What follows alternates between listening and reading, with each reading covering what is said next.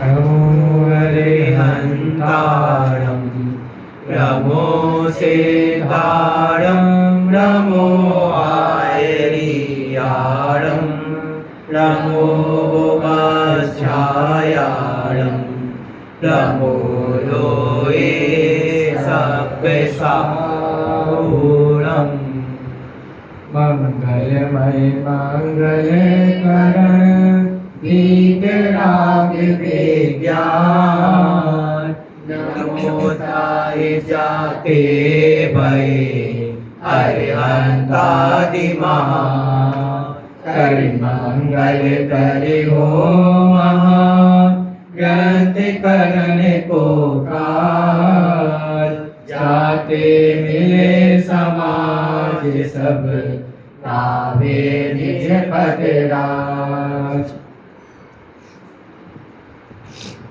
भगवान महावीर की आचार्य परंपरा, जिसमें अनेकों आचार्यों ने भगवान महावीर का शासन, ये दिगंबर शासन, जैन शासन आगे बढ़ता रहे, इसलिए सभी ने अनेकों शास्त्र लिखकर जगत को धर्म का स्वरूप सरल भाषा में समझाने का प्रयत्न किया है। उसी आचार्य परंपरा जब समाप्त हो गई, उसी क्रम में पंडित बनारसी दास जी ने यह हिम्मत उठाकर यह जैन शासन को पहले खुद समझा और फिर स्वयं की शक्ति के अनुसार जन जन को समझाने का प्रयत्न किया।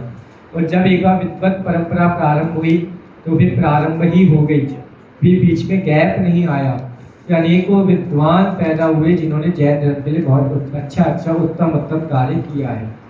उसी में एक महान विद्वान आज से 350 वर्ष पूर्व जयपुर नगरी में हुए, जिनका नाम आचार्य कल्प पंडित प्रवर टोडरमल जी था। क्योंकि इनकी महिमा तो हम सब जानते हैं, इनके बारे में कहें क्या, ज़्यादा क्या कहें, सब अधिकतर सब बातें स्पष्ट ही हैं। ये आचार्य नहीं थे, लेकिन इन्होंने फिर भी आचार्यों जैसा कार्य किया, इसलिए इनको कहा जाता है आचार्य कल्प पंडित प्रवर। और ये विद्वत शिरोमणि के भी शिरोमणि थे, इसलिए इनको कहा जाता है विद्वत जन मन वल्लभ आचार्य कल्प पंडित प्रवर टोडरमल जी। दुनिया में बहुत प्रकार के लोग होते हैं जो सिर्फ कुछ साहित्य को पढ़ते हैं, कुछ अपने परिवार को पढ़ते हैं, लेकिन टोडरमल जी ऐसे थे जिन्होंने साहित्य भी पढ़ा था, अपना परिवार भी पढ़ा था और साथ साथ में पूरे समाज को भी पढ़ा था। तभी वो इतनी उत्कृष्ट प्रभावना कर पाए। अन्यथा ये शास्त्र लिखना कोई सामान्य बात तो है ही, सब लिख सकते हैं, लेकिन उन्होंने विशेष लिखा। शास्त्र में मोक्ष मार्ग प्रकाशक विशेष, ताकि सब शांति से सरल भाषा में, सरल लैंग्वेज में और इजी शैली में इस जैन धर्म को समझ सके।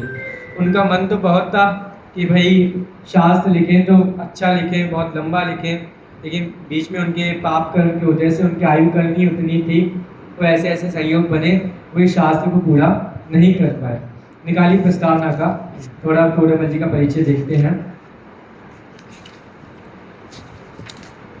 पेज नंबर 21, पेज नंबर 21, पहले 22 निकाल लीजिए, 21 15 से चालू। अच्छा, पहले 22 निकालिए। प्रस्तावना का पेज नंबर 22। उन्होंने बहुत प्रकार से शास्त्रों की विधाओं को अपनाया, क्योंकि पहले उनका व्यक्तित्व देख लेते हैं। टोडरमल जी सामान्य व्यक्तित्व के धनी थे और उनका जो उनके पूर्व पिता थे सब कुछ थे, उनके पास संपत्ति भी बहुत थी, सब कुछ बहुत था, तो टोडरमल जी को ऐसी कुछ कठिनाई नहीं पैदा हुई। लेकिन बीच में टोडरमल जी के परिवार की आर्थिक स्थिति बिगड़ गई, इसलिए उनको कुछ समय के लिए दिल्ली के एक साहूकार के यहाँ पे कार्य करना पड़ा था। लेकिन बाद में ब्रह्मचारी रायमल जी, ये आपका विराट नगर है ना, विराट नगर क्या कहेंगे उसको, आज देख लेना क्या विराट नगर, उसके बाद कुछ और नाम है। विश्वास नगर तो बहुत मिल जाएंगे, दिल्ली में विश्वास नगर है, कानपुर में भी है क्या विश्वास नगर? तो थोड़ा तीर लगाए तो थोड़ा निशाने पे लगाना चाहिए ना, एकदम अलग चले गए ऐसा नहीं। विराट नगर का कुछ और नाम पड़ा है आज के समय में। तो उस विराट नगर में ब्रह्मचारी रायमल जी थे। ब्रह्मचारी रायमल जी को पता लगा कि जयपुर में बहुत बड़े विद्वान हैं टोडरमल जी, मेरे को उनका समागम चाहिए, उनसे सीखना है कुछ ना कुछ। तो वो गए पहले जयपुर। अब टोडरमल जी उस समय जयपुर में थे ही नहीं, वो चले गए थे, उनको आर्थिक स्थिति उनकी थोड़ी ठीक नहीं थी, तो कहाँ गए थे, दिल्ली में एक सिंघाड़ा नाम की जगह है, वहाँ पे वो एक साहूकार के यहाँ पे कार्य करते थे। तो बस वहाँ पे गए, जयपुर में मिले नहीं, पता लगा वहाँ पे गए हैं, तो वहाँ पे चले गए। टोडरमल जी से निवेदन किया कि आप जयपुर में आइए, आपकी जो कुछ व्यवस्थाएं होंगी मैं करूँगा, लेकिन आप जयपुर में ही रहिए, जयपुर को मत छोड़िए। जयपुर की समाज वालों को समझाया, तुम्हारे पास इतना विद्वत रत्न है और तुम उसको जाने दे रहे हो, तुमने उनकी हेल्प नहीं की। तो उन्होंने पूरी समाज को समझाकर खुद उनकी हेल्प की। ऐसा कहा जाता है, किंवदंती घटनाएं हैं, टोडरमल जी के घर की सब्जियां भी वो लाते थे, कौन, ब्रह्मचारी रायमल जी। कहते थे तुम कुछ काम मत करो, उनकी पत्नी को स्ट्रिक्ट समझा रखा था, इन पर अत्याचार मत करना, इनको दबाना नहीं, इनसे झाड़ू पोछा मत करवाना, ये सिर्फ धर्म के काम में लगे रहेंगे, कुछ मत करना। मेरे को पता लग गया तो मीटिंग लगा दूंगा उस दिन। तो एक दिन ऐसा हो भी गया, उनकी पत्नी ने, अब घटना किंवदंती है, दादा सुनाते हैं अपने प्रवचनों में, उनकी पत्नी ने उनसे सब्जी के लिए कह दिया। टोडरमल जी बहुत भोले भाले थे। अब जिनकी पत्नियां थोड़ी तेज होती हैं और व्यक्ति थोड़ा भोला भाला होता है, वो दबता ही है बेचारा, क्या करे, कहाँ जाए। तो वो भी दब गए बेचारे। उन्होंने कहा ठीक है भाई, सब्जी लानी है, क्या क्या लाने, ये लाने ले आओ। वो जा रहे थे, रास्ते में ब्रह्मचारी रायमल जी मिल गए, तो वो अपना थैला छुपा रहे थे, ये देख ना ले, ये तो मेरी पत्नी की मीटिंग लग जाएगी। और फिर भी उन्होंने थैला देख लिया, ये क्या कर रहे हो, तुमसे मना किया था ना सब्जी नहीं लानी है, मैं लाऊंगा, मेरे को बताओ जो सामान चाहिए, मैं आ रहा हूँ ना तुम्हारे घर पे, तुम रुक नहीं सकते। मेरी पत्नी ने कहा था इसलिए मेरे को जाना पड़ा, चलो घर पे। फिर उनकी पत्नी की वाट लग गई कि भाई ऐसा नहीं करना है, ये इनको धर्म के, इनकी बुद्धि बहुत तीक्ष्ण है, तुम सब्जी लाने में इनकी बुद्धि वेस्ट करना चाहती हो क्या, इसलिए अच्छा है कि इनको धर्म के कार्य में लगे रहने दो, जो भी कार्य है वो मेरे को कहो। यद्यपि ब्रह्मचारी रायमल जी वो व्यक्ति थे जिन्होंने अपने जीवन में सारी हरी वस्तुओं का त्याग कर दिया था, और फिर भी वो उनकी सब्जी लाते थे। ये है उनके, उन विद्वानों के प्रति उनका प्रेम, वात्सल्य, धर्म के प्रति वात्सल्य, धर्म का कार्य रुकना नहीं चाहिए। उसी समय उन्होंने जयपुर में, आप लोग जयपुर आए कभी, आए होंगे, वो है ना अपना बिरला मंदिर, वहाँ पे वो जगह कहलाती है, उस जगह पे बहुत समय पहले टोडरमल जी के समय पे ब्रह्मचारी रायमल जी ने एक बहुत बड़ा विधान किया था। उसका नाम, हाँ, मोती डूंगरी उसका नाम है, इंद्रध्वज महामंडल विधान। उस समय को बहुत बड़ा स्तर पर, हाई लेवल पे उन्होंने वो विधान करवाया था। तो टोडरमल जी को भी वहाँ पे बुलाया था, और टोडरमल जी वहाँ पे आए थे कि उन्होंने इंद्रध्वज विधान की पत्रिका भी लिखी थी बाद में। तो उसमें उन्होंने सब विस्तार से लिखा कि टोडरमल जी, हाँ, टोडरमल जी वो व्यक्ति हैं जिनके प्रवचन में हर दिन दैनिक 500 से ज़्यादा, 1000 समथिंग श्रोता दैनिक सुनने के लिए आते थे। इनको बहुत विषयों का ज्ञान है, कर्णानियों के विशेष स्वाध्यायी हैं, सबको समझाते हैं, सारे शास्त्रों का मर्म समझाते हैं। अच्छा, 1000 लोग उनकी सभा में बैठेंगे तो प्रवचन कैसे करेंगे, माइक तो था नहीं उस समय, माइक का आविष्कार हुआ नहीं था। हाँ, बहुत बढ़िया। ऐसे पहले ऐसे सोचो कितना दुर्लभ था, एक वाक्य टोडरमल जी बोलेंगे, ये सुनेंगे, वो पीछे पहुंचाएंगे, जब तक आखिरी में पहुंच जाएगा, हाँ पहुंच गया, इशारा कर दिया, अब दूसरा वाक्य बोलेंगे। तो सोचो कितना कठिन था, फिर भी कितना बड़ा कार्य किया, सबको धर्म के मार्ग में लगाया, जो विडंबनाएं थी उनसे दूर करवाया, इन सबको छोड़ो, सारी विडंबनाओं को छोड़ो, एकमात्र धर्म के कार्य में लगो, मूल अध्यात्म को पहचानो। कितना कठिन कार्य उन्होंने किया है। देखो उन्होंने अपने बारे में लिखा है, पढ़ते हैं, पेज नंबर 22 आप लोगों ने निकाला है। रंभापति स्तुत गुण जनक, जागो जोगी सॉरी दुआ छंद है ना।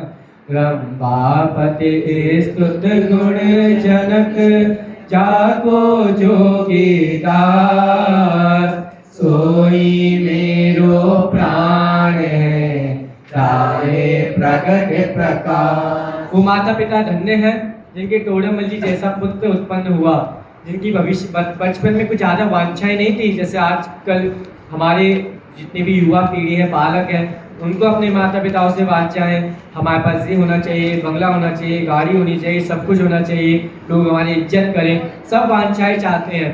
लेकिन टोडरमल जी वो बालक थे जो कोई भी वांछाएं नहीं चाहते थे। क्या हो गया? चलिए, टोडरमल जी कोई भी वांछाएं नहीं चाहते थे, वो सिर्फ कहते थे आप जितना कार्य करते हैं, जितना कमा लेते हैं, मैं उसमें बहुत खुश हूँ। मेरे को ये नहीं चाहिए कि मेरे माता पिता कुछ ज़्यादा कमाए, बस एक दिन का हमारा कार्य निकल जाए, उतना ही कमाइए। मेरे को कोई वस्त्र नहीं चाहिए, मेरे को कोई भोजन में पकवान नहीं चाहिए, एकमात्र बस मैं खुद अध्ययन करूँगा, आप भी अध्ययन कीजिए। तो इस प्रकार के वो थे। और रंभापति, उन्होंने अपने बारे में लिखा है कि रंभापति बहुत सौभाग्यशाली हैं, जोगीदास बहुत सौभाग्यशाली हैं, जो ऐसा मानते कि उनका ऐसा बेटा पैदा हुआ। टोडरमल जी रंभापति और जोगीदास की एकमात्र संतान टोडरमल जी थे, ऐसा कहते हैं। कुछ लोग ऐसा भी कहते हैं कि उनकी एक बहन भी थी, जिसका उल्लेख बहुत कम मिलता है। दादा ने जब PhD की थी तब उन्होंने सिद्ध करके बताया था उनकी एक बहन भी थी। अब वो अपना परिचय दे रहे हैं, देखते हैं कैसा परिचय है। मैं आत्म अरूपुत गल खंड मिल के भयो परस पर बंध, सो असमान जाति पर आय, उपजो मानुष नाम का। आजकल परिचय अगर हम अपना लिखें बायोडाटा तो कैसा लिखा जाता है, हमने ये कार्य किया, हमारे पास ये स्किल है, हमने ऐसा ऐसा कार्य किया, बढ़िया बढ़िया, ये सब लिखा जाता है। अब वो कहाँ से शुरुआत कर रहे हैं, मैं आत्मा हूँ और एक पुद्गल खंड, पुद्गल के स्कंधों से मिलकर एक इनका बंध हुआ है परस्पर में, एक असमान जाति पर्याय उत्पन्न हुई है। असमान जाति पर्याय क्या होता है?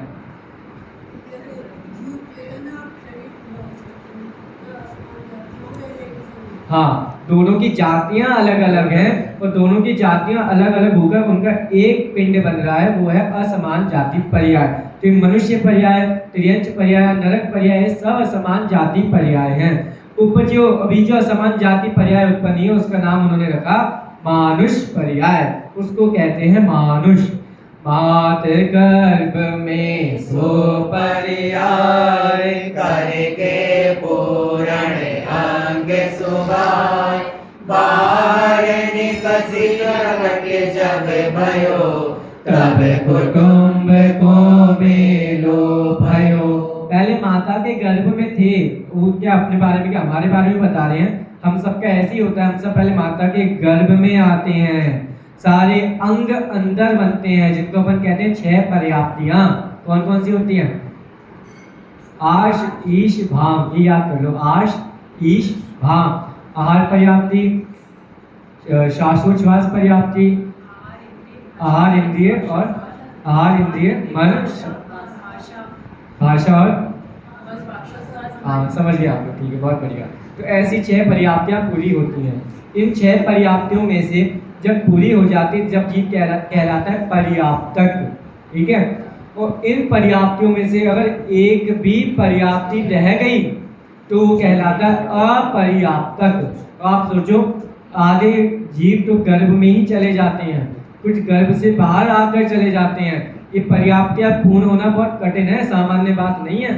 जिनकी पर्याप्तियां पूर्ण हो गई उसके बाद बाहर निकलना कठिन है, बाहर निकल के आ भी गए तो जीना बहुत कठिन है। और फिर तो पूरा हमारा मानुष की जो पर्याय, जितनी भी पर्याय हैं भव की, उसमें तो हर समय कभी भी हमारे ऊपर काल का प्रलय आ सकता है। इसलिए पर्याप्तियां पूर्ण होना बहुत कठिन है।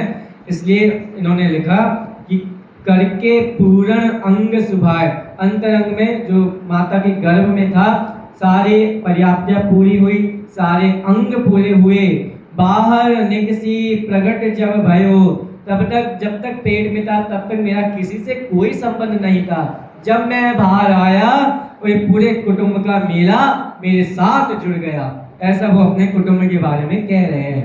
नाम धरो तिन हर्षित होय, टोडरमल करे सब कोय, ऐसो यहु मानुष पर्याय, बदत भयो निज काल गमान। कह रहे मैं बाहर आ गया, मेरे इस पर्याय का नाम रखा गया टोडरमल। अच्छा, टोडरमल शब्द का अर्थ क्या होता है? कभी हमने सोचा टोडरमल, मल्ल शब्द का अर्थ बताइए पहले। हाँ, पहलवान, बहुत बढ़िया, जो पहलवान होते हैं। अब टोडरमल जी कोई टोडर ये कोई शब्द बनाए, वो अपभ्रंश का ही है, उसका अर्थ ऐसा निकलता है, पहलवान के भी जो पहलवान है वो कहलाते हैं टोडरमल। तुम्हारे टोडरमल जी ने पहलवानी की होगी, जिम गए होंगे, बॉडी बनाई होगी, आओ अखाड़े में लड़ो मुझसे। अरे वो ज्ञान के पहलवान थे, ज्ञानियों के पहलवान थे, सब लोग उनसे ज्ञान की बातें सीखते थे। इसके लिए जैसे जब उन्होंने मोक्षमा प्रकाशक लिख दिया, बाद में मृत्यु हो गई, तो वही मोक्षमा प्रकाशक आधा रह गया है, तो कैसे पूरा किया जाए? तो एक विद्वान थे जिन्होंने पूरा करने का प्रयत्न किया। बताऊंगा आगे, जब इनकी अभी रचना देखेंगे। देश ढूंढा रह माई महान, नगर सबाई जयपुर थान, तामे ताको रहनो घनो, थोड़ो रहनो ओटे बनो। देखो जयपुर में रह रहा हूँ, भाषा है ढूंढारी, और सवाई राजा वहाँ के, सवाई मतलब सवाई राजा सवाई माधव सिंह, मान सिंह तो बाद में आए हैं, उस समय टोडरमल जी के समय राजा थे सवाई माधव सिंह। तो माधव सिंह जयपुर के राजा हैं। तामे तहको रहनो घनो, उस देश में उस राज्य में रहता हूँ। थोड़ो रहनो ओठे बनो, थोड़ा रहा फिर मेरे को बाहर जाना पड़ा दिल्ली, ठीक है। तिस पर आए विषय जो कोय, देखन जानन हारो सोय। मैं हूँ जीव द्रव्य गुण भू, एक अनादि अनंत अरूप। टोडरमल जी का गद्य एकदम व्यवस्थित लिखा है। अगर किसी का सबसे बढ़िया गद्य देखना है तो टोडरमल जी का देखो, और जैसे उनका गद्य इतना बढ़िया है वैसे उनका पूरा पद्य भी इतना बढ़िया है। देखो कितनी सरल भाषा में लिख रहे हैं। मैं जीव द्रव्य हूँ, गुणों का भंडार हूँ। भूप मीन्स राजा, मैं गुणों का राजा हूँ। एक अनादि अनंत रूप, अनादि काल से हूँ, अनंत काल तक रहूंगा, रूपी हूँ। कर्मोदय को कारण पाए, रागाधिक हो है दुखदान, ते मेरे औपाधिक भाव, इनको विनशे मैं शिवराम। एक बहुत महत्वपूर्ण शब्द लिखा है, औपाधिक भाव। औपाधिक भाव क्या कहलाते हैं? हाँ, जो कर्मों के उपाधि से युक्त होते हैं वो सब औपाधिक भाव कहलाते हैं। टोडरमल जी ऐसा कहना चाहते हैं, ये पहले लाइन में लिखा, कर्मोदय को कारण पाए, रागाधिक हो है दुखदाय। कर्म की वजह से जो रागाधिक होते हैं उनसे दुख होता है, और ये सब औपाधिक भाव है। इसलिए जीवों के हमेशा हम सबके विभिन्न औपाधिक भाव चलते ही रहते हैं। तो जीवों का अगर निर्णय करना हो, व्यक्तियों का निर्णय करना हो, तो कभी भी किसी के औपाधिक भाव देखकर हमें उसका निर्णय नहीं करना चाहिए, क्योंकि औपाधिक भाव एक समय की पर्याय है। अगला समय पर्याय गई, अगला समय आया, फिर औपाधिक भाव हो गए। तो औपाधिक भावों से कभी भी किसी का निर्णय नहीं करना चाहिए। अब पेज पीछे कीजिए, एक पेज नंबर आपका 21। अभी परिचय और देखो, उन्होंने यहाँ भी लिखा है अपना परिचय।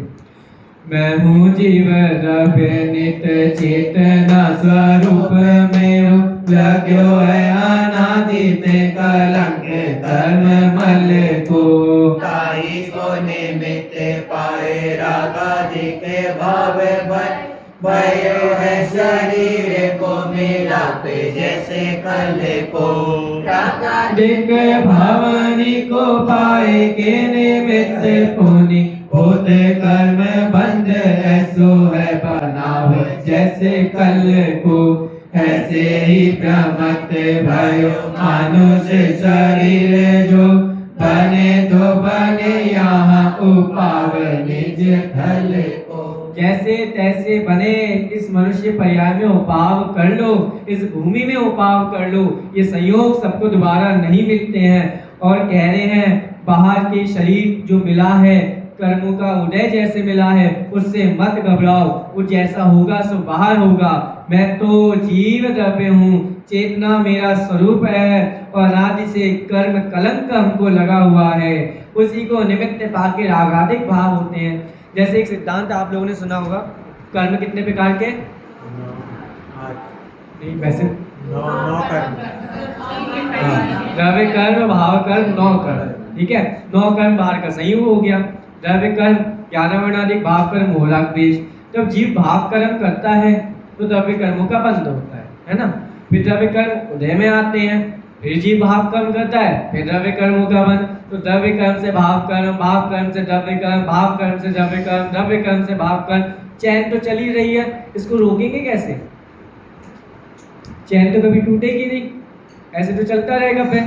तो कैसे करें? इन टोडरमल जी ने मोक्ष प्रकाशक में बहुत अच्छे एग्जाम्पल देके समझाया। तो कभी आप लोगों ने पढ़ा है पूरा मोक्ष प्रकाशक? तो समुद्र वाला एग्जाम्पल आप लोगों ने सुना होगा। अगर हम कभी समुद्र में गलती से गिर जाएं तो फिर कैसे जाएंगे, कहाँ जाएंगे? पूरे समुद्र में कोई नाव नहीं है, कैसे नहीं है, तो क्या करें हम उस समय? रात का समय है, तो भाई समुद्र में अगर गिर जाओ तो ज़्यादा हाथ पैर मत चलाओ। अगर हाथ पैर चलाओगे तुम्हारी एनर्जी वेस्ट होगी।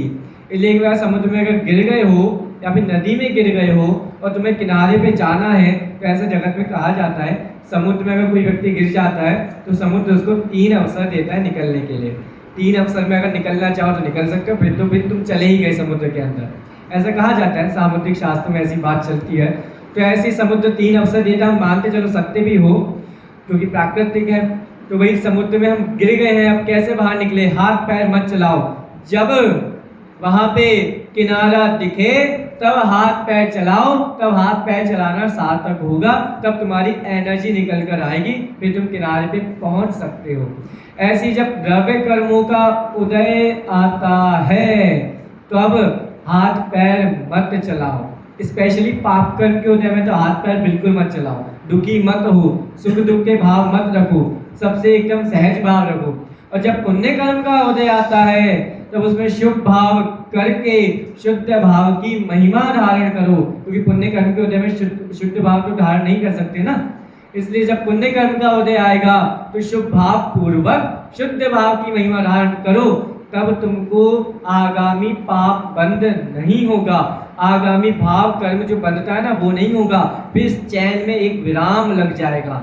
जब वो चैन में विराम लग गया तो आने वाले समय में द्रव्य कर्म, भाव कर्म, नौ कर्म तीनों का संयोग छोड़कर सिद्ध पर्याय को प्राप्त करेगा। तो ऐसे उन्होंने थोड़ा अपना परिचय लिखा है ताकि लोग मेरे बारे में गलत गलत ना बोले। मैं ही खुद अपना परिचय लिख के जाता हूँ, मैं कौन हूँ। इनकी बहुत सारी रचनाएं हैं, पीछे पेज कीजिए थोड़ा, पीछे में आगे पेज कीजिए। उसमें देखो पहले उनकी रचनाओं के 2 भाग किए, मौलिक रचना, व्याख्यात्मक टीका है। मौलिक रचनाओं में उनकी कितनी रचनाएं आएंगी? एक मोक्ष मार्ग प्रकाशक और रहस्यपूर्ण चिट्ठी। आज हम व्हाट्सएप पर एक कुछ लिखते हैं तो हमारा वो व्हाट्सएप पे एक मैसेज लिखा हुआ कोई फालतू का कहलाता है, बाद में डिलीट हो जाता है। लेकिन टोडरमल जी का एक लेटर ग्रंथ बन गया, ये आश्चर्य की बात है। मतलब इतने बढ़िया उन्होंने आंसर दिए मुल्तान वालों को, उनको इतना बढ़िया आंसर दिया कि वो ग्रंथ ही बन गया। इसलिए रहस्यपूर्ण चिट्ठी, और उस रहस्य हमको समझ में आवे, इसलिए दादा ने भी एक पुस्तक लिखी रहस्यपूर्ण चिट्ठी का। तो इस प्रकार से वो गजब की रचना है, छोटी सी रचना है लेकिन देखने में छोटे लगे घाव करे गंभीर। तो ऐसे उन्होंने गोमट सार की विशेष समय ज्ञान चंद्रिका टीका लिखी, जो हम सबको ज्ञात ही है, जो विशाल टीका है ताकि सब कर्णानियों का सार समझ सके। बीच में वो उन्होंने खुद संस्कृत, प्राकृत, अपभ्रंश, हिंदी और उर्दू किंचित किंचित उन भाषाओं का ज्ञान था। साथ में सबसे बड़ी विशेषता तो ये है उन्होंने स्वयं से कन्नड़ लिपि सीखी। दुनिया की सबसे कठिन लिपि है कन्नड़ लिपि, जिसे हले कन्नड़ कहते हैं। कन्नड़ लिपि में भी भेद है, एक हले कन्नड़ आती है वो सबसे कठिन लिपि है। वो उन्होंने किसी से सीखी नहीं, खुद सीखी, क्योंकि हमारे अधिकतर शास्त्र कन्नड़ में, कर्नाटक में और कन्नड़ लिपि में लिखे गए हैं। तो उन्होंने बहुत सारे विद्वानों को वहाँ भेजा कि आप वहाँ से धवल, जय धवल, महाधवल यहाँ पर लेके आए। बहुत विद्वानों ने प्रयास किया लेकिन वो प्रयास में सफल नहीं हो पाए। बीच में तो एक डालू राम नाम के विद्वान थे, उनकी मौत भी हो गई थी। तो ऐसे उन लोगों ने प्रयास किया था धवल, महाधवल, जय धवल, षटकंडागम उनको मिल जाते और उनकी आयु बहुत रहती, समथिंग 90 वर्ष भी रहती, जो कितना काम करके जाते, धवल के ऊपर कितना लिख सकते थे। ताकि घूमर सर आज पढ़ने वाले बहुत कम है, लेकिन सम्य ज्ञान चंद्रिका टीका ने इतना ईजी कर दिया घूमर सर, सारे रहस्य समझ में आ जाते हैं। और उन्होंने समझ में आया इसलिए उन्होंने एक वो लिखा, अर्थ संदृष्टि अधिकार। ये क्या कहलाता है अर्थ संदृष्टि अधिकार? देखा है कभी आप लोगों ने? अर्थ संदृष्टि अधिकार उन्होंने उसमें जो हमारे जैन धर्म की मैथमेटिक्स है ना, उसको चार्ट बनाकर लिखा है। इसका नाम है, इसलिए उसका नाम है अर्थ संदृष्टि, जिसके माध्यम से सम्यक ग्रहण हो सके। तो ऐसे चार्ट बना बना के वो उन्होंने अर्थ संदृष्टि अधिकार लिखा है। सम्यक ज्ञान चंद्रिका टीका के एंड में है, कभी अवसर मिले अवश्य देखिएगा। अब इतना महान करने के बावजूद सब लोग उनकी वाह करते हैं, आज हम भी कर रहे हैं, फिर भी उनको एक अपनी महिमा नहीं है कि मैंने कुछ काम नहीं किया है। देखो उनकी शब्द देख लो, पेज नंबर 22 पे नीचे छंद दे रखे हैं। वचनादिक लिखनादिक क्रिया, वर्णादिक अरु इंद्रिय हिया, ये सब है पुद्गल के खेल, इनमें नाई हमारो मेल। रागादिक वचनादिक गणा, इनके कारण कार्यज पना, ताते बिन न देखो कोई, बिनु विवेक जग अंधा हो। कह रहे वचनादिक लिखनादिक क्रिया वर्णादिक ये सब अपने आप पुद्गल का परिणमन है, मैंने तो कुछ भी नहीं किया, ये सब है पुद्गल के खेल, इनमें ना ही हमारो मेल। इसलिए अमृतचंद आचार्य ने लिखा है आत्मज्ञान की टीका के एंड में कि हे भव्य जनों, भव्य तो क्या, हे मोह में फंसे हुए जीवों, ये आत्मज्ञान की टीका अमृत चंद्र ने लिखी है।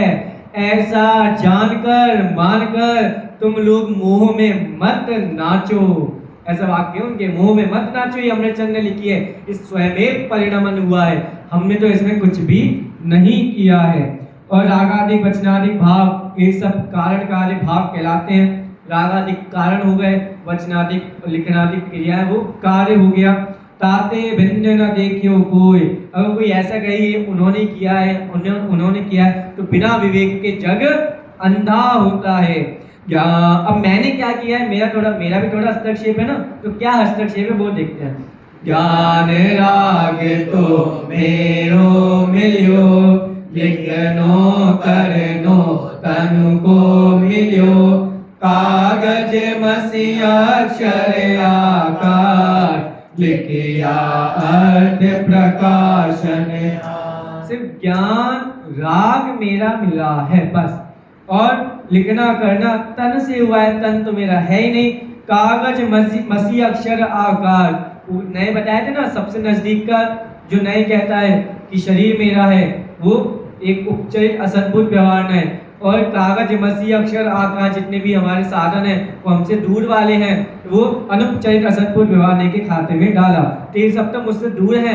सिर्फ मेरी ज्ञान राग की जो पर्याय उस समय हुई थी, वे सभी लोग ये धर्म का स्वरूप समझे, आडंबरों में नहीं रमे, ऐसा उनका राग था। और उस राग के कारण उनका सिर्फ इतना हस्तक्षेप है, बाकी सारा। अब इस ज्ञान राग को आप 100% में कितना प्रतिशत दोगे? टोडामल जी के हिसाब से देखें तो 100% में 95% तो सब बाहर का कार्य हुआ। सिर्फ 5% जो ज्ञान राग मेरा था, क्योंकि राग अपना कहना अच्छी बात नहीं है ना, इसलिए 5% दिया। ज्ञान राग मेरा है, उसके कारण ऐसा हुआ है। अंतिम देख लीजिए, ऐसो पुस्तक भयो महान, जाते जाने अर्थ सुजान, यह पुद्गल को खन है, तथापि शुद्ध ज्ञान निबंध। क्या कह रहे हैं? अच्छा, ये जो वाक्य उन्होंने इतने सारे छंद लिखे हैं, कौन से ग्रंथ में लिखे? मोक्ष में प्रकाशक में तो है नहीं। वो कह रहे हैं ऐसो पुस्तक भयो महान, जब जाके पुस्तक बनी है। कौन सी पुस्तक? नीचे लिखा है ना, सम्यक ज्ञान चंद्रिका। सम्यक ज्ञान चंद्रिका लिखकर टोडामल जी के हृदय में खुद ही बहुत महिमा वाले भाव थे। मैंने चंद्रिका कैसे लिख दी? क्योंकि वो अपने आप को पहले कहते हैं मैं मंद बुद्धि हूँ, और मंद बुद्धि थोड़ा सा प्रयास करने का प्रयत्न कर रहा है, इसलिए जगत के जीवों मुझ पे हंसना मत। और बाद में प्रयास कर दिया तो उनको खुद महिमा आ रही है, मैंने लिख कैसे दिया इतना महान बढ़िया सा शास्त्र। और इसलिए वो नमक वाली घटना याद आ गई होगी, वो वाली इसमें घटना इसी के लिए आती है। ठीक है, यद्यपि यह पुद्गल को गंध, तथापि शुद्ध ज्ञान निबंध। ये निबंध क्या होता है? शुद्ध ज्ञान का निबंध लिखा है क्या उन्होंने? उसमें ऐसे कंपटीशन में भाग लिया हुआ उन्होंने भी, तो क्या है निबंध, क्या है निबंध मीन्स निबद्ध, शुद्ध ज्ञान का जो उनका निबद्ध था ना, उनके पास शुद्ध ज्ञान, उन्होंने सब लिख दिया, सब शुद्ध ज्ञान का विस्तार जाने, ऐसा सम्यक ज्ञान चंद्रिका टीका उन्होंने लिख दी। तो ऐसी टोडरमल जी की एक कला और देख लो, पेज नंबर 34। मैं चूंकि कहा था उनका गद्य तो है ही अद्भुत, उनका पद्य भी बहुत अद्भुत है। निकाला, थोड़ा सा आपको चित्र दिख रहे होंगे यहाँ पे गोले गोले वाले, देखो सर्कल दिख रहा है, देखो क्या लिख रहे हैं। छंदों के बहुत प्रकार होते हैं, टोडरमल जी की छंद रचना भी कुछ विशेष है। इस छंद का नाम है गो मुद्रिका बंध व चित्रालंकार। कुछ विद्वानों ने, जैसे वो है ना आपके भैया भगवती दास जी, उनकी भी एक पुस्तक है ब्रह्म विलास, निकाल लीजिए पहले से। हाँ, भैया भगवती दास जी की एक पुस्तक है ब्रह्म विलास, उसके एंड में देखोगे तो उन्होंने चित्रालंकार के बहुत सारे छंद लिए हैं। चित्रालंकार समझ तो कैसे होता है, जैसे एक छंद लिखा और वो छंद पढ़ना नहीं आ रहा, उसका अर्थ समझ में नहीं आ रहा, उसकी महिमा देखनी है, तो सामने चित्र भी बनाएंगे। कैसे चित्र बनाएंगे, तो उन्होंने एक सांप का आकार बना दिया भैया भगवती दास जी ने, देखना कभी, बहुत बढ़िया, एक गेट का आकार बना दिया। ऐसे बहुत प्रकार होते हैं। तो ऐसे टोडरमल जी का देखो यहाँ पे, मैं नमो नगन जैन जन ज्ञान ध्यान धन ली, नैन मान बिन तान घन एन लीन धन छी। जो अगले पेज पे सर्कल है ना, सर्कल, उसमें देखो बीच में ना रखा, तो बाकी सब अक्षर मिलाते जाओ। मैं नमो नगन जैन जन ज्ञान ध्यान धन लीन, मैन मान बिन दान धन एन हीन तन छीन। सारी भाषा एक अक्षर रस, जैसे ये तो चलो विद्वानों ने किया। एक समंत आचार्य का श्लोक सुनाता हूँ, देखो मैंने अभी मंगवाया था, आ भी गया है। देखो उनका श्लोक सुनोगे तो आपको हंसी आएगी। समंत आचार्य का एक प्रसिद्ध ग्रंथ है जिन स्तुति शतक, बहुत ही प्रसिद्ध ग्रंथ है। अगर स्तुतियाँ कैसी होती देखना हो तो उस ग्रंथ में आप लोग देख सकते हैं। उन्होंने एक बढ़िया श्लोक लिखा, अब देखो उनकी महिमा भी देखो। समंत आचार्य की क्या श्लोक लिखा, ततोतिता तुते तीतः तुति तुते तितो तिता, ततोतिता तिते तोते ततता ते ततो ततः। क्या लिख रहे हैं, क्या है ये, कैसी भाषा का प्रयोग कर रहे हैं, हमें तो समझ में नहीं आ रहा।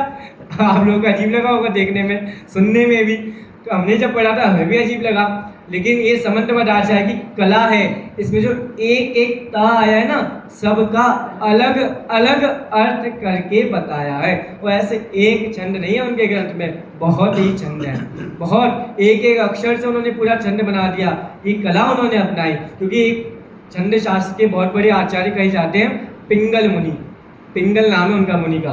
तो उन्होंने छंद शास्त्र, पिंगल शास्त्र लिखा है, उन्हीं के नाम से छंद शास्त्र चलता है। तो वो पिंगल शास्त्र अन्य लोगों के पास है और लोग उस कलाओं का प्रयोग करके छंद लिखते हैं। हमारे पास हमारी संपदा खाली ना रहे, इसलिए हम भी उस कला का प्रयोग करके छंद लिखेंगे। तो ऐसे उन्होंने टोडरमल जी ने भी इस बात का प्रयोग करके दिखाया है। ऐसी उनकी इतनी प्यारी गद्य शैली और पद्य शैली है। उन्हीं के ग्रंथ में एक महान ग्रंथ मोक्ष मार्ग प्रकाशक है, क्योंकि इसका एक प्रकरण देखना था, संक्षिप्त में देखते हैं। पहले अध्याय का page number 14, page number 14। Todarmal ji वह शास्त्र हैं जो लीक से हटकर चले लेकिन भटके नहीं। जो व्यक्ति इतिहास में या कभी भी भविष्य में प्रयत्न करता है अलग कार्य करने का जगत से, तो लीक से हटकर चलता है। लेकिन बहुत से लोग लीक से हटकर चलकर भटक जाते हैं।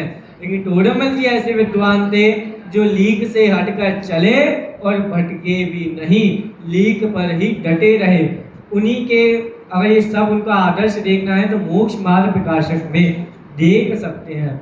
उसी मोक्ष मार्ग प्रकाशक में, अब इसमें कितने अध्याय हैं? 8 अध्याय हैं, 9 अध्याय हैं इसमें, 9वां अध्याय अधूरा है। तो 8 अध्याय तो इस ग्रंथ की प्रस्तावना है। वास्तव में ग्रंथ प्रारंभ हुआ था तो 9वें अध्याय से हुआ था, जो उन्होंने प्रारंभ करना किया ही था, लेकिन बीच में उनके साथ घटना हो गई। तो 8 अध्याय में तो उन्होंने प्रस्तावना लिख दी इतनी लंबी कि भैया इतना बड़ा ग्रंथ मैं बना रहा हूँ, तो तुम्हारे हृदय की भूमिका कैसी होनी चाहिए, जिसको अपन कहते हैं बेसिक नॉलेज क्या होना चाहिए मोक्ष मार्ग प्रकाशक पढ़ने के लिए। तो उसमें उन्होंने बहुत सारे प्रकरण लिखे। एक प्रकरण आता है वक्ता का स्वरूप और एक प्रकरण आता है श्रोता का स्वरूप। वक्ता श्रोता हम समझते हैं, बोलने वाला वक्ता, सुनने वाला श्रोता, ठीक है। लेकिन टोडरमल जी ने सबसे पहले कौन सा प्रकरण लिखा, वक्ता का स्वरूप या श्रोता का स्वरूप? वक्ता का स्वरूप सबसे पहले लिखा। वो पहले खुद को सावधान कर रहे हैं कि बोलने वाला कुछ भी बोल देगा क्या? नहीं, बोलने वाले की जुबान पर जिनागम बैठा होना चाहिए। क्या क्या बोलना है? जिनागम की धारा के अनुसार ही बोलना है। फिर लिखा श्रोता का स्वरूप, सुनने वाले कुछ भी सुन ले क्या? नहीं, इन कानों पे पहरेदार बिठा दो कि इन कान में वही शब्द प्रवेश करेंगे जो जिनागम की, जिनदेव की धारा के अनुसार होंगे, जो उनका विवेचन करते होंगे। वही वक्ता श्रोता को सावधान किया, बोलने वाले को और सुनने वाले को। तो वक्ता के स्वरूप में बहुत सारी बातें लिखी है। पहला गुण लिखा उन्होंने, वक्ता का सबसे पहला गुण क्या होना चाहिए? तो मैंने कल कहा था ना, वक्ता भी श्रोता होता है, श्रोता भी वक्ता होता है। ये बात सीखनी हो तो टोडरमल जी उनके जो मित्र थे बात के, सबसे सीख सकते हैं, क्योंकि जयचंद जी छाबड़ा, रायमल जी, ये सब श्रोता थे टोडरमल जी के। तो बाद में टोडरमल जी गए तो ये सब श्रोता ही आगे जाके वक्ता बन गए। कितना सही तालमेल इन सबके जीवन में है। अच्छा श्रोता ही अच्छा वक्ता बन सकता है और अच्छा वक्ता ही अच्छा श्रोता होता है। गणधर देव वक्ता ही है, श्रोता है? पहले श्रोता है, बाद में वक्ता है। पहले भगवान अपने गुरु से सीखा, बाद में शिष्यों को समझाया। तो पहले वही शिष्यों को वही समझाया जो गुरु ने समझाया, वही कार्य उन्होंने किया है। तो सबसे पहला उन्होंने पहली कंडीशन रखी, जैन धर्म में दृढ़ श्रद्धानी होना चाहिए। अगर खुद का ही श्रद्धा डामाडोल होगा, दूसरे को श्रद्धा कैसे कराएगा? फिर उन्होंने बहुत सारी बात लिखी कि नयों का ज्ञान उसको होना चाहिए। एक शास्त्र में समय सार में ही ले लो, पहली पंक्ति में निश्चय नहीं का व्यवहार नहीं का कथन है, दूसरी पंक्ति में निश्चय नहीं का कथन है। अब जो वक्ता या श्रोता नए नहीं जानता होगा वो भटक जाएगा, वो तो कहेगा ये डामाडोल वाली बात है, आचार्य पहले कुछ और कहते हैं बाद में कुछ और कहते हैं, ये जो गलत है।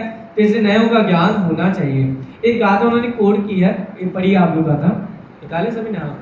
बहुगुण विचार लयो अशुद्ध भाषी तहा विमुक्त हो, जबर मन जुतो विहु विकरो विसहरो रोए।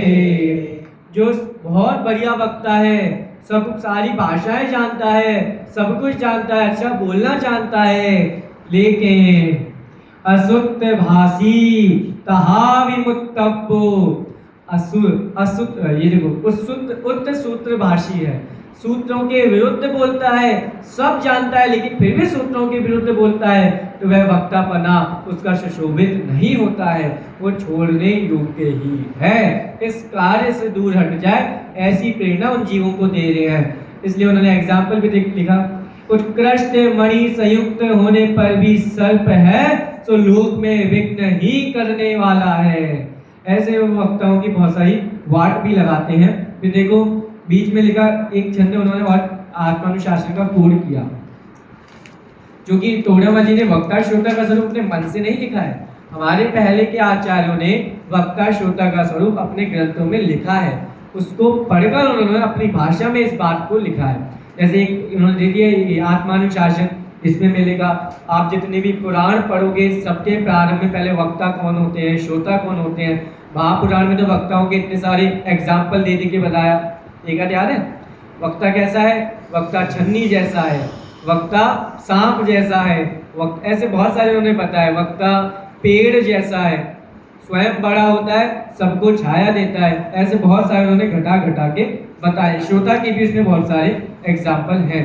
ये आत्मानुशासन का एक श्लोक है, बढ़िया श्लोक है, ये आप पढ़ते हैं साथ में, पीछे निकालिए सभी ने।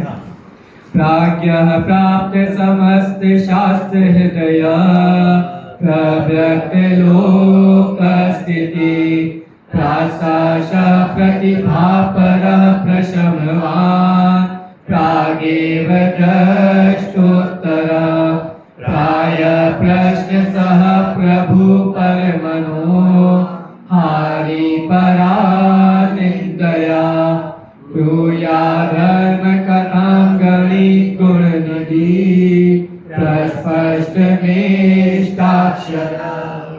बहुत सारे गुण बताए। एक गुण देखो, प्रायः प्रश्न सह, फिर आएगा कोमा प्रभु पर मनोहारी। एक तो वक्ता ऐसा हो जो सबके मन को हरने वाला हो। एक वक्ता का गुण बताया, प्रश्नों को सहन करने की सामर्थ्य जिसमें हो। जैसे बहुत से अध्यापक ऐसे बोलते हैं ना, बेटा जब चाहो तब पूछ लो, जितनी बार चाहो उतनी बार पूछ लो। अब अगर बच्चे ने एक बार 1000 बार एक क्वेश्चन अगर 1000 बार पूछ लिया तब पता लगेगा प्रायः प्रश्न सह कितना उसमें गुण है। तो वही कह रहे हैं, सामान्य श्रोता कैसे भी छोटे मोटे प्रश्न करें, वक्ता को शांति से उन सबका उत्तर देना चाहिए। इस प्रकार है प्रायः प्रश्न सह प्रभु पर मनोहारी परा निंदया। फिर बहुत सारी बातें गई। प्राज्ञा, बुद्धिमान होना चाहिए। अब स्वयं जो मन दिमाग से थोड़ा इधर स्क्रू उसका ढीला हो, वो वक्ता बन सकता है क्या? वो अच्छा श्रोता तो बन सकता है लेकिन अच्छा वक्ता नहीं बन सकता। तो ये सारे गुण वक्ताओं में होना चाहिए। नीचे एक गाथा और लिखी है, देखो उन्होंने बीच में एक प्रकरण लिखा, वक्ता में अगर न्याय, व्याकरण, छंद इनका भी ज्ञान हो तो वक्तापना ज्यादा सुशोभित होता है। लेकिन इसमें ही मत लगे रहना। 8वें अध्याय में उन्होंने सिद्ध कर दिया कि तुम भैया जैसे अपन द्वादशांग बोलते हैं ना, द्वादशांग में बहुत सारे वो आते हैं ग्रंथ, आपका खगोल विज्ञान, समुद्र विज्ञान, राजनीति विज्ञान, आपका मैथमेटिक्स, सब पर हमारे जैन आचार्यों के ग्रंथ हैं। अब सब पर ग्रंथ हैं। अब ज्योतिष में, अब कोई ज्योतिष में मास्टर है तो पूरे जीवन भर ज्योतिष में लगा रहेगा क्या? दूसरों के हाथ देखते रहना है क्या? अपना कल्याण, अपना आत्मा कब देखेगा? जब दूसरों के हाथ देखता रहेगा। तो इसलिए आप नीचे थोड़ा उसको फटका रहे हैं। ये उन्होंने दोहा पाउड ग्रंथ की गाथा पूर्ण की है। पंडिय पंडिय पंडिय कर छोड़ी भी तुस कंडिया, पै अथम तुत्थोसी परमथम जानई मुड़ोसी। देखो कितनी प्यारी बात है। हे पांडे, हे पांडे, हे पांडे, 3 बार समझा रहे हैं। समझ जाओ, फिर भी नहीं समझते, तुम्हारी योग्यता है। तू कण को छोड़कर भूसी ही क्यों कूटता रहता है? तू अर्थ और शब्द में क्यों संतुष्ट है? इस ज्योतिष आदि में क्यों लगा है? अगर इनका थोड़ा थोड़ा ज्ञान हो तो बढ़िया है, लेकिन इसमें ही लगे रहना, अध्यात्म को भूल जाना, मूल प्रयोजन को भूल जाना, तो वो बहुत ही गलत है। इसलिए तू मूर्ख ही रहता है, ऐसा उन्होंने कहा है। तो बहुत सारी बात। देखो नीचे कितनी कितना प्यारा वाक्य लगा। आप लोगों के अंडरलाइन है क्या नीचे? देखो मेरी पुस्तक में तो है अंडरलाइन। 14 विद्याओं में भी पहले अध्यात्म विद्या प्रधान कही है। आप लोग देख लेना 72 कलाओं के नाम, 72 कलाओं में एकमात्र अध्यात्म कला को ही सर्वोत्कृष्ट कहा गया है। सारी कलाएं अच्छी है, बुरी नहीं, बुरी है ऐसा हम नहीं कहते, सब अपनी अपनी जगह है, लेकिन सबका एकमात्र उद्देश्य अध्यात्म कला तक पहुंचने का है। अंतिम गाथा और देख लीजिए, फिर पूर्ण करते हैं।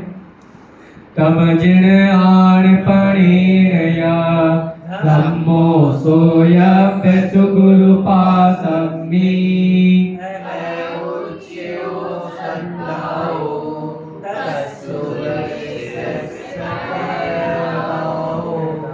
फिर से तम जिण आण पणेरया धम्मो सोयप्य सुगुरु पासम्मी, अह उच्चियो श्रद्धाओ तत्सुवये सस कहे गाओ।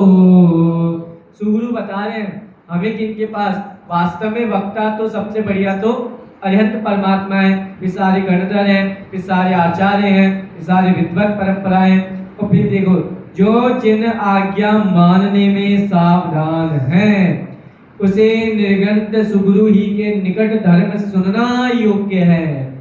तो पहले वाला वाक्य किसके लिए है? जो जिन आज्ञा मानने में सावधान है, ये वक्ताओं श्रोताओं के लिए है, जो जिन आज्ञा मानने में हमेशा सावधान रहते हैं। इसमें लिखा है एक वाक्य, वक्ता या श्रोता को हमेशा निरंतर ये भय लगा रहता है कि हमसे जिन आज्ञा भंग ना हो जाए। और ऐसे ही जो जिन आज्ञा भंग करने में भयभीत होते हैं और जिन आज्ञा मानने में सावधान रहते हैं, उससे तो भैया निर्गंत सुगुरु ही उसके लिए योग्य है। लेकिन अगर निर्गंत सुगुरु का समागम नहीं है तो जो निर्गंत सुगुरुओं के मार्ग में लगने वाले हैं ऐसे श्रावक ही उसके लिए सुयोग्य हैं। अथवा उन सुगुरु ही के उपदेश को कहने वाला उचित श्रद्धानी श्रावक उससे धर्म सुनना योग्य है। ऐसी प्यारी बात उन्होंने इस भूषण प्रकाशक में कही है।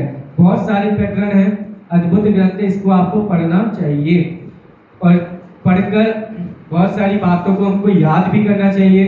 उनकी विद्वत्ता देखिए तो 5वें अध्याय को देखिए, उनके समाज को अगर उनको देखने की परखने की जो बुद्धि थी अगर उसका दर्शन करना है तो 6वां अध्याय और 7वां अध्याय देखिए। प्रेरणा अगर लेनी हो तो 8वां अध्याय देखिए और बाद में तो धर्म का प्रारंभ उन्होंने सम्यक दर्शन से किया ही था। तो इस मोक्ष में प्रकाशक जो पूरा नहीं हो सका है, लेकिन जब टोडरमल जी के जाने के बाद पंडित सदाशिवदास जी और पंडित ब्रह्मचारी रायमल जी, इन्होंने उदयपुर में एक विद्वान रहते थे, उनको एक लेटर लिखा। उनसे कहा कि आप बहुत तीक्ष्ण बुद्धि वाले हैं, आपका बहुत अच्छा समागम है, आप अच्छा शास्त्र स्वाध्याय करवाते हैं, उदयपुर राजा के जो आप राजा हैं उनके आप दीवान भी हैं, तो आप कृपया टोडरमल जी के मोक्ष मार्ग प्रकाशन को पूरा कीजिए। वो क्या सोचते थे, अब दौलत राम जी टोडरमल जी से मिले, बता दिया नाम, दौलत राम जी कासलीवाल। दौलत राम जी कासलीवाल उन व्यक्ति का नाम था, तो टोडरमल जी से मिले नहीं थे। फिर भी लोगों ने अंदाजा लगाया ये भारत में वो विद्वत शिरोमणि हैं जो जैसे हैं, जिन्होंने अच्छा काम किया है। तो उनसे कहा गया, तो उन्होंने लेटर में लिखा अपने बारे में कि मैं आपको ये सब लेटर अगर देखने हो ना तो दादा की पीएचडी है, पंडित टोडरमल व्यक्तित्व करते थे, उसमें सब छपा हुआ है, आप देख सकते हैं। तो उन्होंने लिखा, मेरी बुद्धि इतनी तीक्ष्ण नहीं है कि मैं टोडरमल जी के मोक्ष मार्ग प्रकाशों को पूरा कर सकूं, क्योंकि उनके मन में जो था वो तो वही उनके मन में था, वही जानते हैं, मैं कैसे जानूंगा, मैं मना पड़े ज्ञान का धारी हूँ क्या। लेकिन आप लोगों ने फिर भी मुझसे निवेदन किया है, फिर भी मैं उनका एक और अधूरा ग्रंथ पूरा करूंगा। कौन सा अधूरा ग्रंथ था उनका, हमें तो पता है मोक्ष मार्ग प्रकाशक ही अधूरा रह गया। एक और ग्रंथ लिखा था उन्होंने जो अधूरा रह गया। नहीं, सम्यक ज्ञान चंद्रिका तो बहुत पूरी की है, वो तो हमारा सौभाग्य है, पूरा करके गया। अगर वो अधूरी रह जाती तो कितने सारे विवेचन अधूरे रह जाते जो हम नहीं समझ पाते। उनका एक ग्रंथ और है, एक ग्रंथ की वचनिका लिख रहे थे, उस ग्रंथ का नाम है आचार्य अमृत चंद्र द्वारा रचित पुरुषार्थ सिद्धि उपाय। उसकी भाषा टीका लिख रहे थे, वो अधूरी रह गई थी। बाद में पंडित दौलत राम जी कासलीवाल ने उस टीका को पूरा किया। आश्चर्य की बात देखो, आप और हम उस टीका को पढ़ के, भाषा टीका को पढ़ के ये नहीं बता सकते कि कितना अंश टोडरमल जी का था और कितना अंश दौलत राम जी कासलीवाल का है। ऐसी सेम टू सेम भाषा, ऐसी ही शैली, ऐसा ही उपयोग उन्होंने उस ग्रंथ में लिखा है। अब जो विद्वान जिससे मिला नहीं हो, इसलिए विद्वानों का दिल एक दूसरे विद्वान ही जान सकता है। एक माता की गर्भ प्रसूति की पीड़ा एक माता ही जान सकती है।